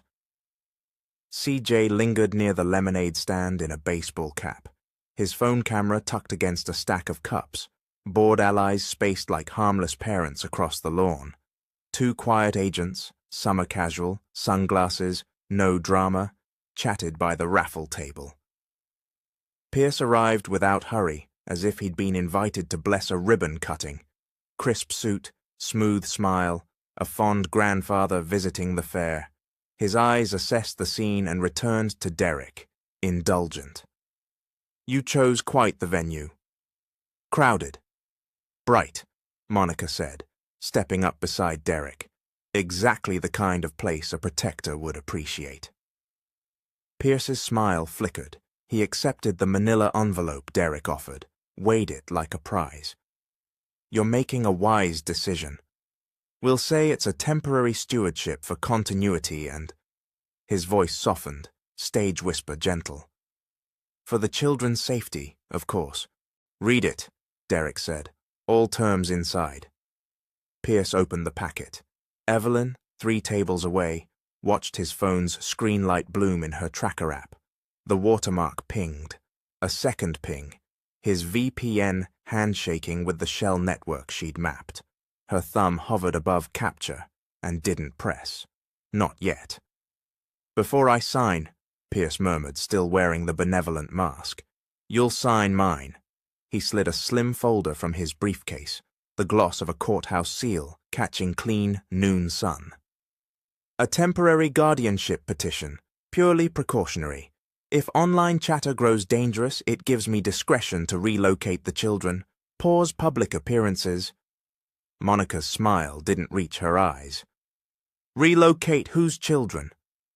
Pierce leaned closer, voice so mild it curdled.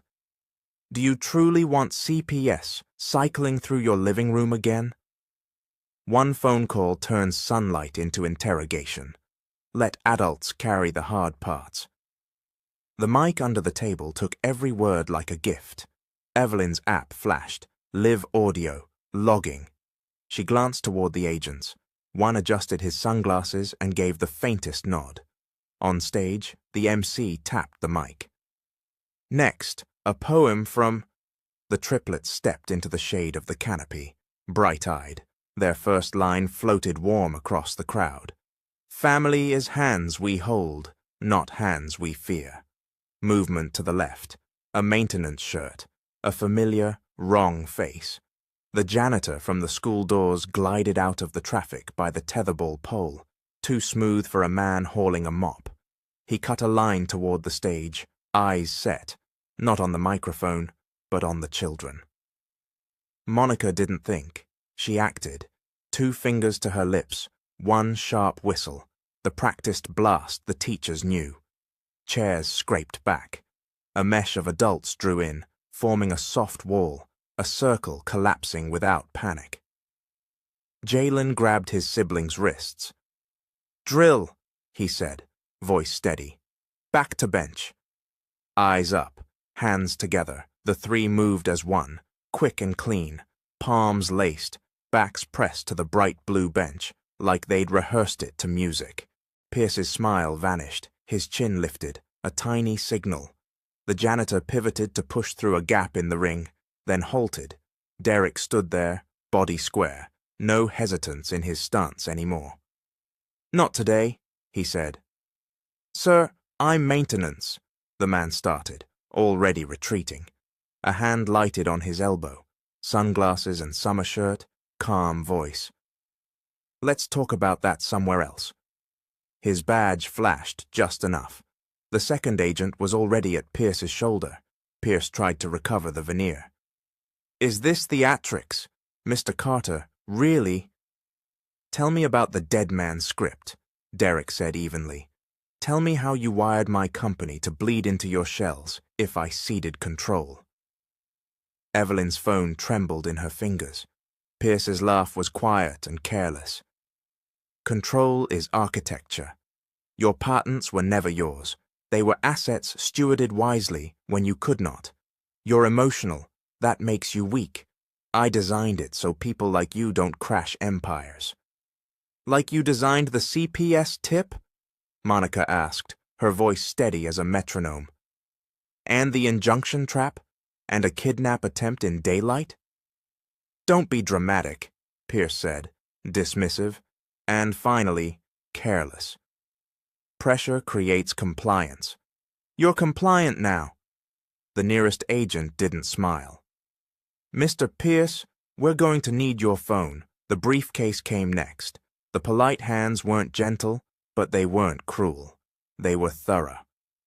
Evelyn's app chimed as the seized device bled the same credentials she'd traced all week. CJ lifted his camera, took one clean photo of a man blinking against a glare he couldn't dim. Marcus, thinner and paler, appeared at the edge of the crowd, with a detective and a bandage he hadn't had yesterday. He didn't look at Derek, he looked at Pierce. "Tell them who paid me," he said, voice shaking but clear. "Tell them whose money signed the photos, the guy's the janitor." Pierce finally lost the smile. They walked him past the bake sale, under a sky so blue it felt unfair. Parents murmured, kids clapped without understanding why. The triplets held the bench like a ceremony. Monica crossed to them, kneeling eye level, palms open. "Perfect," she whispered. "Exactly like we practiced." Jada tipped her forehead against her mother's. Jalen's grin cracked wide. Jordan let out a breath like he'd been holding it for a week. By Monday, the freeze lifted. The clause looked different in sunlight.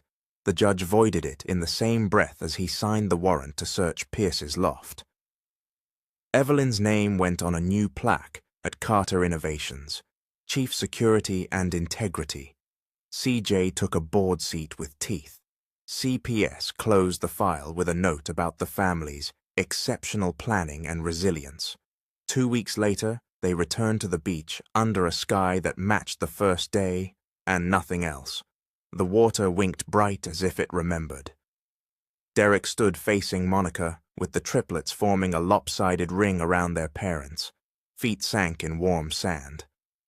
"No more secrets," he said, voice rough, steady. "Not from you. Not from them. I can't give back the time we lost, but I can give you every day forward." "I vow it." Monica didn't answer at once. She looked at the three faces leaning toward her future, then at the man who had finally stood his ground in daylight. "Then we build it," she said softly. "4 guardians, not 2. She glanced at the triplets, who lifted their joined hands like a cheer. They walked up from the tide line to a small easel draped in cloth. Jada tugged the corner free. The sign beneath read, "The Monica Harris Foundation, Legal Aid and Digital Safety for Single Mothers." Carter Innovations matched the seed in full. The board added more. Keisha cried first, then laughed at herself. Even the principal had to remove her glasses. "Family is hands we hold."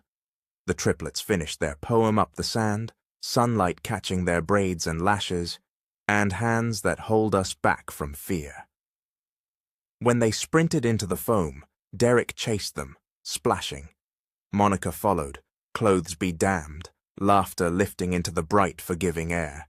The season didn't end with a door slamming or an engine idling under a broken streetlight. It ended with water warm around their ankles, voices high, and the easy terror of being happy again. Justice had been public. Love, however, was theirs. Here comes the end of the story. If I was able to make your day, comment Mr. Hope you made my day.